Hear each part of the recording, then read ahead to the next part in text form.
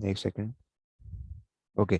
Chapter 10 हम लोग आज देख रहे हैं, सही है। और इसका जैसे मैंने आपको कल बताया था, ये पेटी कैश वाला चैप्टर और पे रोल वाला हमारा रहता है, जो उनको हम लाइव क्लास में डिस्कस करेंगे, ठीक है। अब चैप्टर 10 है, इसका नाम है पेटी कैश रिकॉर्ड, ठीक है। अब पेटी कैश मैंने आपको बताया था किस लिए चाहिए होती है। छोटे मोटे जो एक्सपेंसेस होते हैं उनको कवर अप करने के लिए, जैसे कि स्मॉल कैश एक्सपेंसेस होते हैं।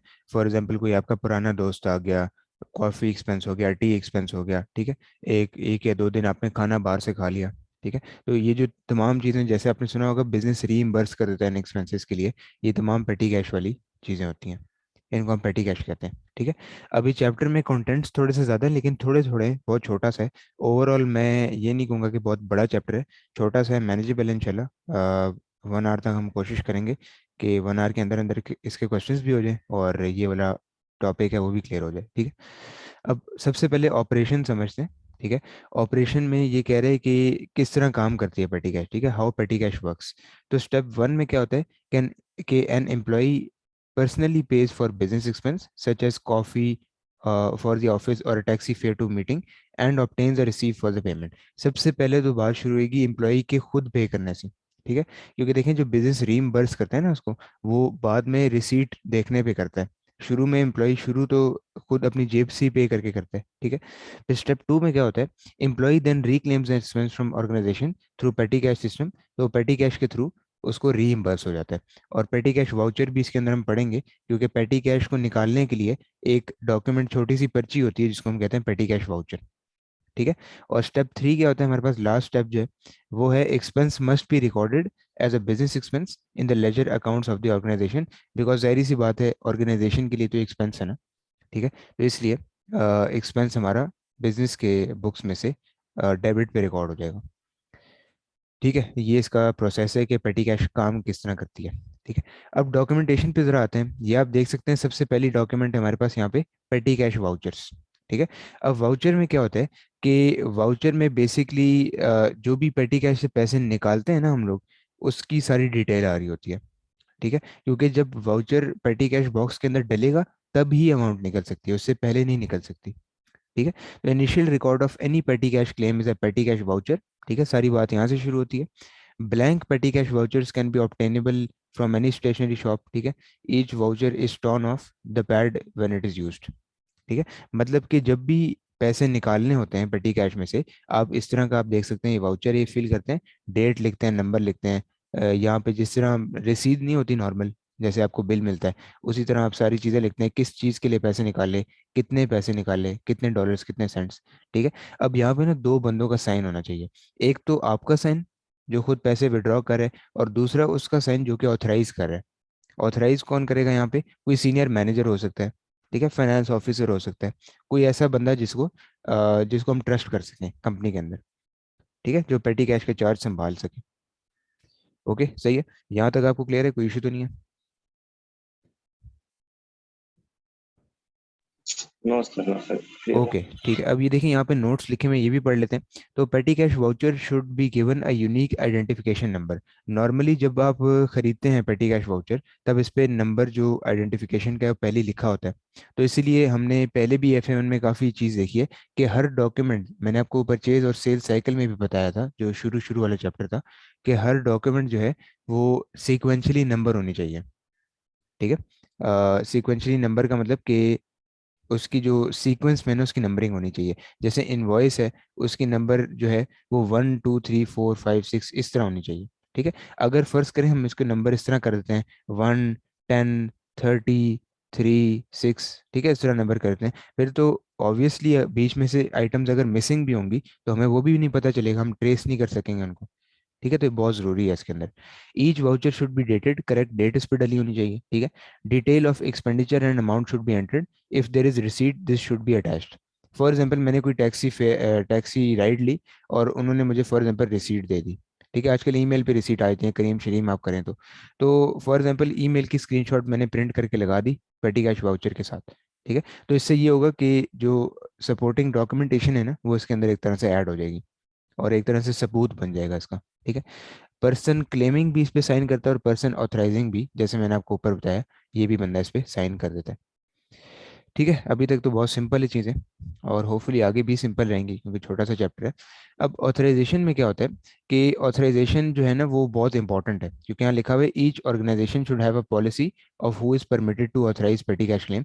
सिर्फ वही लोग ऑथराइजेशन के लिए रखे होने चाहिए जो कि ट्रस्टेड लोग हैं, सीनियर बंदे हैं, ठीक है, हायर लेवल पे।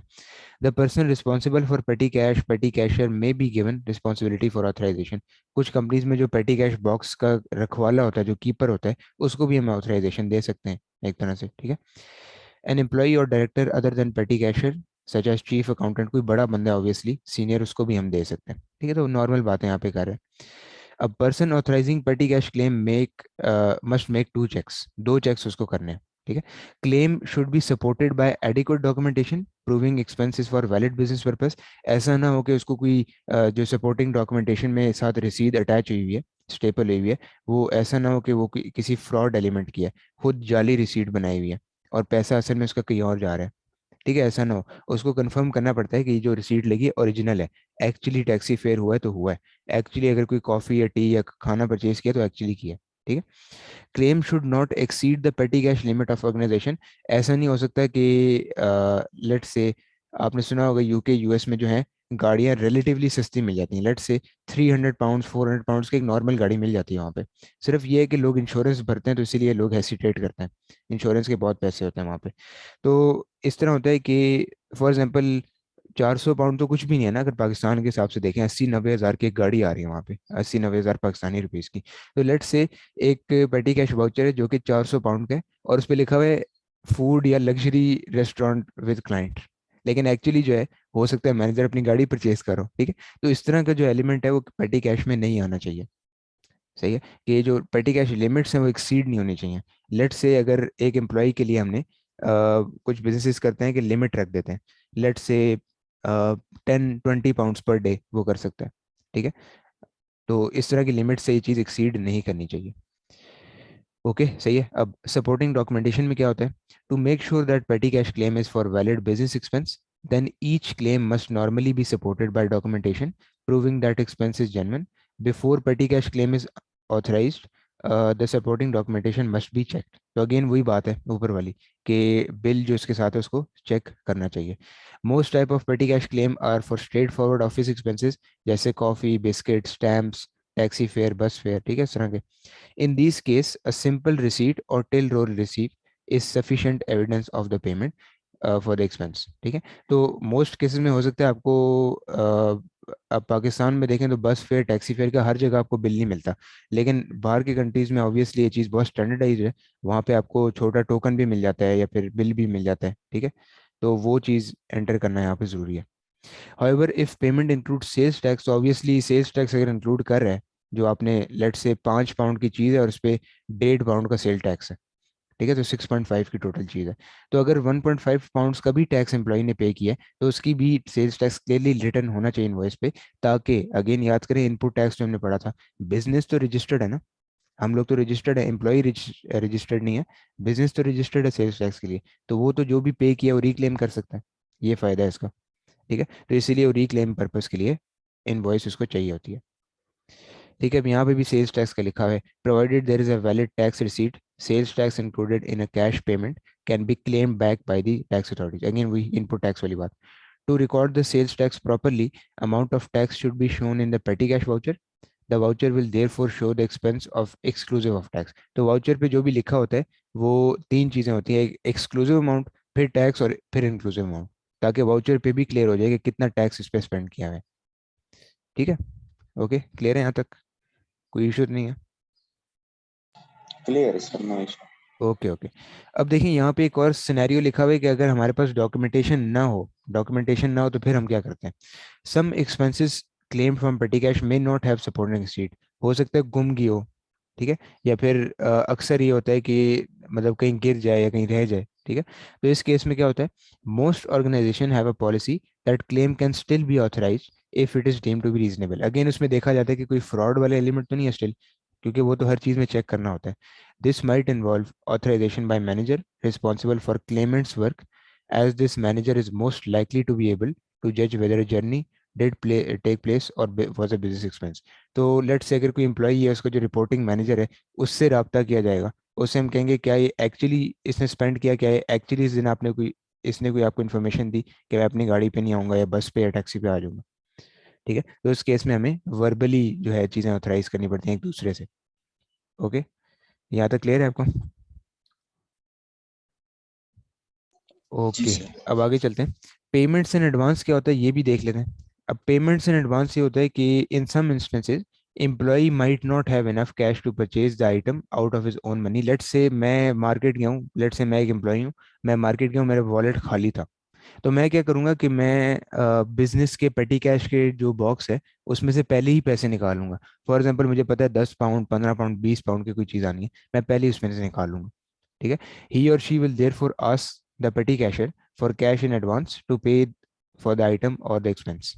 ठीक है, when expenditure has been incurred, employee will normally be required to provide appropriate documentation for actual expense. Again, documentation हर चीज़ में ज़रूरी है। ठीक है, किसी चीज़ में अवॉइड नहीं किया जा सकता उसको।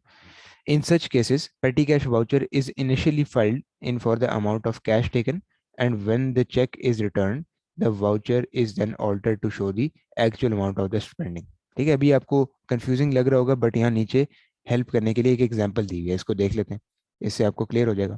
ठीक है, managing director salary is required, sorry, managing director secretary is required to buy some light refreshment for this evening board meeting. Board meeting के लिए उसने कुछ स्नैक्स वगैरह परचेज करने हैं। ठीक है, she makes a claim for पेटी कैश ऑफ $10।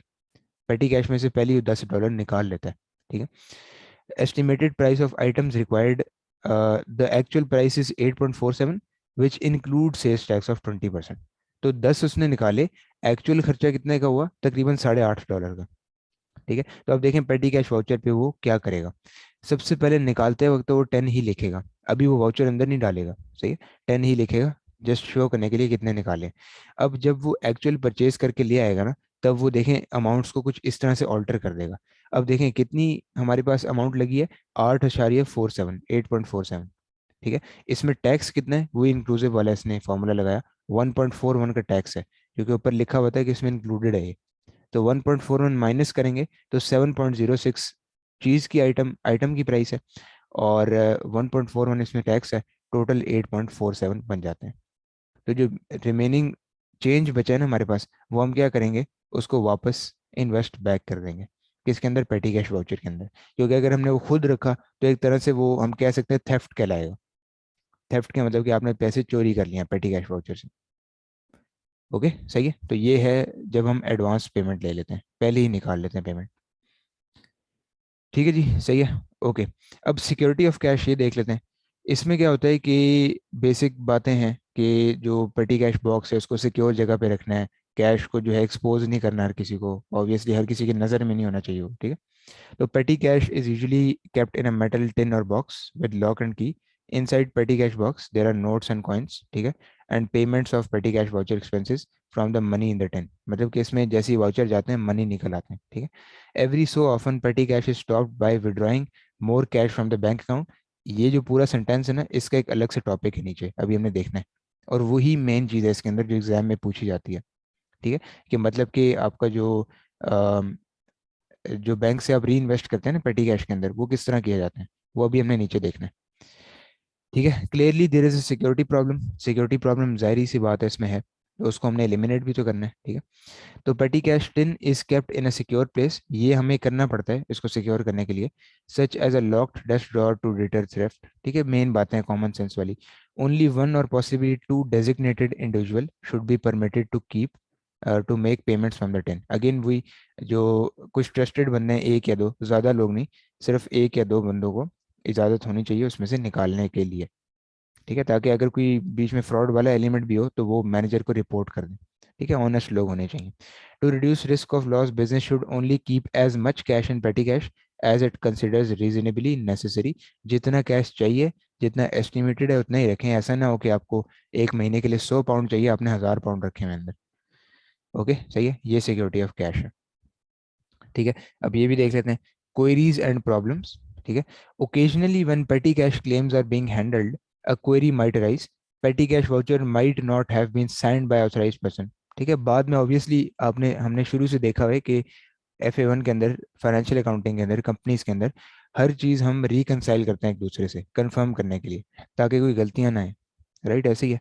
तो इसमें भी कुछ ऐसा ही है कि जैसे हमने बैंक रिकन्सिलिएशन पढ़ी, कंट्रोल अकाउंट रिकन्सिलिएशन पढ़ी, नॉन करंट एसेट भी आप आगे पढ़ेंगे FA2 के अंदर, उनको भी हम रिकनसाइल करते हैं। हर चीज़ को कंपेयर हम कर रहे हैं। ठीक है, तो कंपेयरिंग के वक्त बाद में अगर फॉर एग्जांपल कोई मैनेजर देख रहे हैं पेटी कैश की चीज़ें, तो लेट्स से उसके माइंड में एक चीज़ आती है कि ये तो ऑथराइज ही नहीं हुआ हुआ। लेट्स से 10 वाउचर्स हैं, उसमें से 2 ऑथराइज ही नहीं है, तो उसकी इन्वेस्टिगेशन करनी पड़ेगी, क्वेरीज वगैरह करनी पड़ेंगी। ठीक है, person making the claim should be told that petty cash claims can not be paid without proper authorisation. तो ऑब्वियसली हर किसी को कंपनी के अंदर ये इस चीज़ की इत्तला होनी चाहिए कि कोई भी जो वाउचर है वो ऑथराइजेशन के बगैर अप्रूव नहीं हो सकता। ओके, सही है। There could be a perfectly understandable reason for this, for example there might only be 2 people permitted to authorise claim, जैसे ऊपर हमने पढ़ा। They might both be absent, there should be establish procedure for dealing with such problem. अगर वो दोनों के दोनों लोग एबसेंट हैं तो हो सकता है कोई सीनियर बंदा कर दे अप्रूव। ठीक है, तो हर चीज़ के ऑल्टरनेटिव भी हम लोगों ने कंसिडर करने होते हैं। On the other hand, claimant might simply not have tried to obtain the necessary authorization. In this case, he or she should be asked uh, to do so, मतलब इस तरह उसको करना चाहिए। There might be insufficient supporting documentation as evidence of the expense. For example, claimant might have forgotten to get a receipt. ठीक है, हो सकता है वो डिलिबरेटली ये चीज़ कर रहा हो सकता है जानबूझ के कर रहा हो। अगर वो जानबूझ के करे तो ऑब्वियसली हमें इन्वेस्टिगेट करवाना चाहिए ये चीज़। ओके, तो ये सारी इसके अंदर साइंस है। इफ पेटी cash claim exceeds the limit for payments in cash out of petty cash, वही वाली बात कि 20 पाउंड का एक्सपेंस हमने रखा है लेकिन मैनेजर साहब कहते हैं जी इसको 400 पाउंड निकलवा दो, हो सकता है वो पैसे कहीं और जा रहे हो। The claimant should be asked to make an expenses claim on an expenses claim form. तो हो सकता है कुछ केसेस में उसको फॉर्म भी भरना पड़े। फॉर्म में क्या होगा कि सारी चीज़ें कंफर्म हो जाएंगी कि एक्चुअली ये एक्सपेंस हुआ है या नहीं हुआ। ठीक है, यहाँ तक क्लियर है अब्दुल्ला, कोई इशू तो नहीं है? सर क्लियर है, नो इशू। ओके। अच्छा, पहले आपने चैप्टर पढ़ा हुआ है या अभी आप फर्स्ट टाइम पढ़ रहे हैं? सर ये मैंने पढ़ा हुआ है, समझ आ रही है इंशाल्लाह। अच्छा अच्छा अच्छा, सही, चले बहुत अच्छी बात है फिर तो। एक तरह से रिवीजन ही हो रही है हमारी, सही है। अब आई डोंट नो वसीम ठीक है। ने क्यों नहीं ज्वाइन किया, लेकिन चले मैं रिकॉर्डिंग उनको फिर इंशाल्लाह भेज रहा हूँ। सही है। अच्छा, ये बैकग्राउंड नॉइस तो नहीं आपको ज़्यादा आ रही? ये पीछे यार जरा नो सर परेड की नहीं है। प्रैक्टिस हो रही है तो बड़े हेलीकॉप्टर गुजर रहे हैं, बट चलें कोई इशू नहीं। No sir, no sir. अब नंबर 6 देखते हैं, मैनुअल पेटी कैश बुक। ठीक है, इसमें देखते हैं क्या चीज़ है।